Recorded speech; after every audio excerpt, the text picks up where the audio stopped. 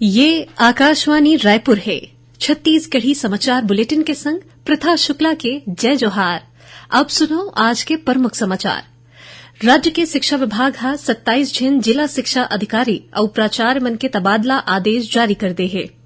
Chhattisgarh police हा राज्य में ऑनलाइन सट्टाबाज मन के दुबई ले संपर्क होए के संबंध में सुराग मिले के बाद दूझिन आरोपी ला गिरफ्तार करे है। और 36वां राष्ट्रीय खेल के चलत छत्तीसगढ़ हा सॉफ्ट बॉल स्पर्धा में 2 ठिन पदक पाए है। एमा पुरुष टीम ला रजत पदक तो उन्हें महिला वर्ग टीम हा कांस्य पदक पाए है। अब समाचार विस्तार ले। राज्य के शिक्षा विभाग हा 27 झिन जिला शिक्षा अधिकारी और प्राचार्य मन के तबादला आदेश जारी कर दे है। ये आदेश हा तुरते लागू होही। एकर संगे संग विकासखंड शिक्षा अधिकारी, व्याख्याता और प्रधान पाठक के एक आने तबादला सूची घलो जारी हुए है। इमा 18 झिन अधिकारी मन के नाव हवय। सर्वोच्च न्यायालय में आज होवैया नान घोटाला की सुनवाई हा अब 18 अक्टूबर के होही। ये सुनवाई प्रधान न्यायाधीश यूयू ललित के खंडपीठ में होवैया रहीस। फिर भारत सरकार के सॉलिसिटर जनरल तुषार मेहता के अनुरोध में आज की सुनवाई ला अवैया तारीख तक रोक दे गए है। जानबा के अनुसार छत्तीसगढ़ के बहुचर्चित नान घोटाला मामला ला लेके राज्य के 2 झिन प्रशासनिक अधिकारी मन के खिलाफ सुनवाई होना है।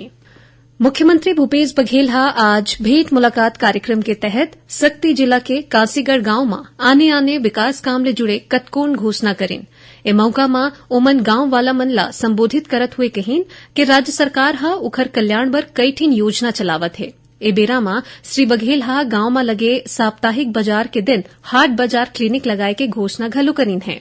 संगे संग ओमन हा कासीगढ़ बर स्कूल, दतौद और मलनी गांव में उप स्वास्थ्य केन्द्र और जयजयपुर के सामुदायिक स्वास्थ्य केन्द्र में ट्रामा सेंटर बनाए के घोषणा करेन।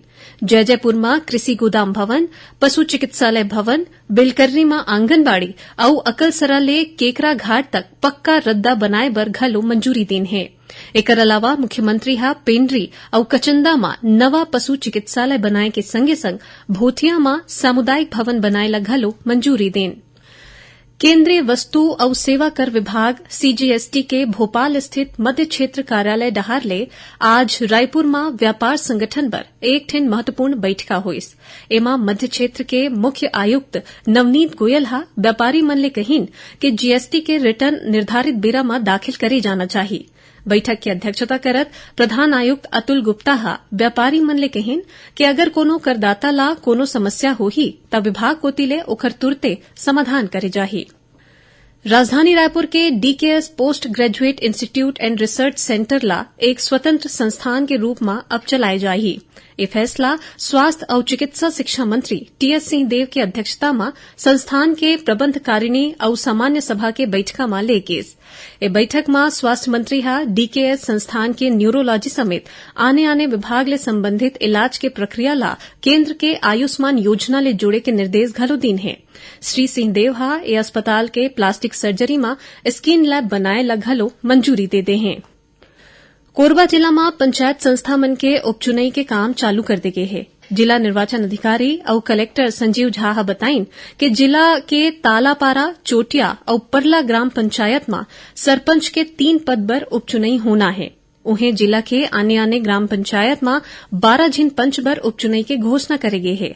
उमन बताइन कि उपचुनाई ला देखत 14 अक्टूबर के मतदाता सूची के प्रारंभिक प्रकाशन करे जाही। इमा दावा आपत्ति के निराकरण के बाद 10 नवंबर के मतदाता सूची के अंतिम प्रकाशन होही।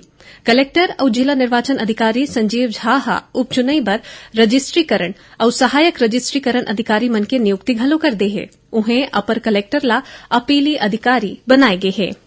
छत्तीसगढ़ी समाचार बुलेटिन आप मन आकाशवाणी रायपुर ले सुनत हव। छत्तीसगढ़ के खबर ले है आपकी वास्ता और खबर के विश्वसनीयता ले है हमार वास्ता। आकाशवाणी समाचार रायपुर के प्रादेशिक समाचार बुलेटिन के संगे संग हमार समसामयिक कार्यक्रम आप रेडियो के संग अपन मोबाइल में घलो सुन सकत हव। आकाशवाणी समाचार फेसबुक, ट्विटर और यूट्यूब में घलो हावय। हमार फेसबुक पेज हरे Chhattisgarh news on AIR, Twitter handle CGAIR news और हमार यूट्यूब चैनल हरे छत्तीसगढ़ AIR न्यूज। तो अब रेडियो के संगे संग आपके मोबाइल के माध्यम ले हम आप तक पहुंचत हन। छत्तीसगढ़ के हर खबर पर सुनत रहो आकाशवाणी समाचार। अब आगू बढ़न बाचे समाचार कोती। बेमेतरा नगर पालिका परिषद के अध्यक्ष के खिलाफ लाए गए अविश्वास प्रस्ताव निरस्त हो गए हैं।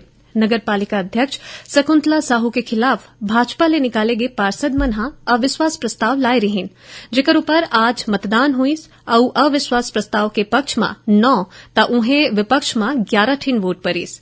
जानवा के अनुसार बेमेतरा नगर पालिका परिषद के चुनाई में कांग्रेस के 8 और भाजपा के 12 ठीन पार्षद मन जीत के आए रहीन। फिर क्रॉस वोटिंग के सेती कांग्रेस पार्षद शकुंतला साहू हा अध्यक्ष निर्वाचित हो गए रहीन। बेमेतरा में कठिया गांव के 4 झीन जानवर मन में लंपी वायरस के लक्षण दिखे के बाद जिला प्रशासन हा पशुपालन विभाग ला जरूरी कदम उठाए के निर्देश दीन है। ए जानवर मन के शुरुआती जांच में लंपी वायरस के लक्षण पाए के सूचना मिलतेच जिला प्रशासन हा सचेत हो गए है। मामला के गंभीरता ला देखत जिला कलेक्टर हा पशुपालन विभाग के अधिकारी मन ला जानवर मन के टीकाकरण करे के निर्देश दीन है। अधिकारी मन ला जानवर मन के सैंपल लेके तुरते जांच बर रायपुर भेजे के बाद घलो कहे गए है। छत्तीसगढ़ पुलिस हा राज्य में ऑनलाइन सट्टाबाज मन के दुबई ले संपर्क होए के संबंध में सुराग मिले के दावा करीन है।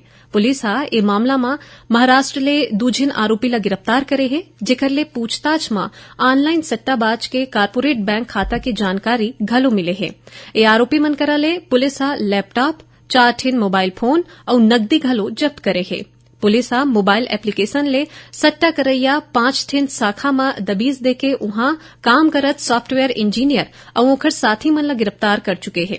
आरोपी मन ले पूछताछ करेगिस और एकर बारे में जानकारी मिले है कि सटोरिया मन किराया में खाता लेके रुपया के लेन देन करत रहीन है। ए केस में पुलिस आ खाता में किराया देवैया एक मैट्रिमोनियल कंपनी के संचालक और ओकर साथी ला घलो गिरफ्तार करे है। गुजरात में होवत 36वां राष्ट्रीय खेल के चलत छत्तीसगढ़ हा सॉफ्टबॉल स्पर्धा में 2 ठीन पदक पाए है।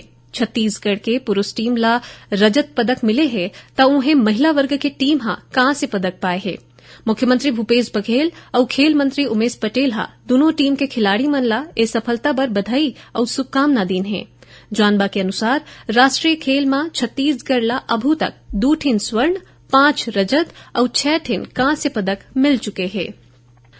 रायपुर विकास प्राधिकरण आरडीए हा न्यू स्वागत विहार कॉलोनी के प्रभावित भूखंडधारी ले 1 महीना के भीतरी दावा आपत्ति लेबर सूचना जारी करे के फैसला लीन है। आरडीए के प्रमुख सुभाष दुप्पड़ के अध्यक्षता में संचालक मंडल के काली हुई बैठका में ये फैसला लेगिस। बैठक में बताया गिस कि न्यू स्वागत विहार के पूरा प्रकरण पर छत्तीसगढ़ शासन हा प्राधिकरण के सीईओ धर्मेश कुमार साहू ला नोडल अधिकारी बनाए हैं। अब थोड़कुन समाचार सार मां डाक सेवा बर लोगन मन ला जागरूक करे खातिर अभी राष्ट्रीय डाक सप्ताह मनाए जाथे। एकर चलत बिलासपुर में डाक विभाग डहार ले ग्राहक सम्मेलन होइस। रायगढ़ जिला के भालूमार गांव में चलत छत्तीसगढ़िया ओलंपिक खेल के बेरा कबड्डी प्रतियोगिता में पटकनी देत 1 झीन जवान लइका हा घायल होगे रहिस, जेकर बाद इलाज बर रायगढ़ ले जात बेरा रद्दा में ही एक खिलाड़ी के मौत हो गए। इति घटना के बाद गुस्साए लोगन मन हा चक्का जाम कर दिन ता उन्हें पुलिस अधिकारी मन हा मौका में पहुंचिन और ओकर बाद परिजन मन ला शांत कराइन।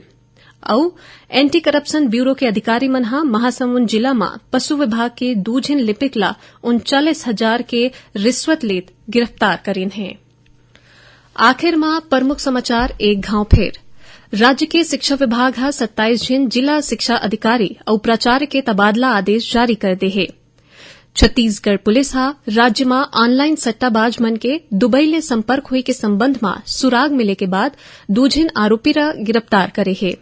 और 36वां राष्ट्रीय खेल के चलत छत्तीसगढ़ हा सॉफ्टबॉल स्पर्धा में 2 ठीन पदक पाए है। एमा पुरुष टीम ला रजत पदक ता उन्हें महिला वर्ग टीम हा कांस्य पदक पाए है। एकरे संग छत्तीसगढ़ी समाचार बुलेटिन इहे से रावत है। जय जोहार।